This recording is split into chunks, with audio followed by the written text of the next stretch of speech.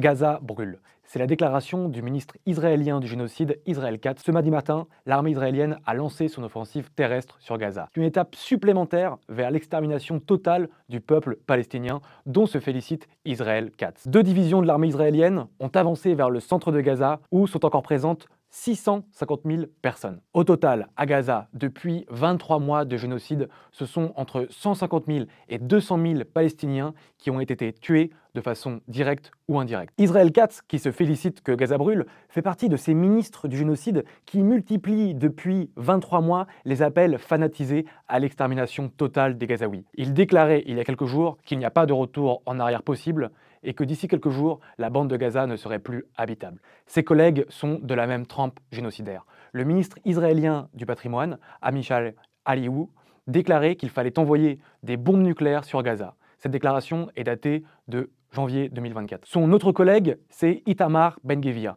qui lui souhaite l'assassinat de l'ensemble des prisonniers palestiniens. Ben-Gvir est connu pour sa violence. Il a été inculpé près de 50 fois dans sa jeunesse pour appel à la violence et discours de haine. Son autre collègue, c'est Smotrich, qui lui aussi est suprémaciste et veut coloniser tout Gaza. Le 5 mai 2025, il annonçait que Gaza serait totalement détruite. Tous les ministres de Netanyahou sont des ministres du génocide. Ils perpétuent et amplifient 75 années de colonisation criminelle à Gaza. Ils commettent ce génocide couvert par la complicité des États occidentaux, dont la France, qui a livré plus de 20 millions d'euros d'armes en 2024 à l'armée israélienne. Dans le monde entier, les opinions publiques agissent et se mobilisent pour que cesse ce génocide. Avec la coalition globale Soumoud Flotilla, 50 bateaux de 44 nationalités différentes ont embarqué pour briser le blocus illégal et meurtrier à Gaza. Il s'agit du plus grand convoi maritime humanitaire de l'histoire. À leur bord, les parlementaires insoumis Rima Hassan, Emma Fourreau, Thomas Porte, François Picmal,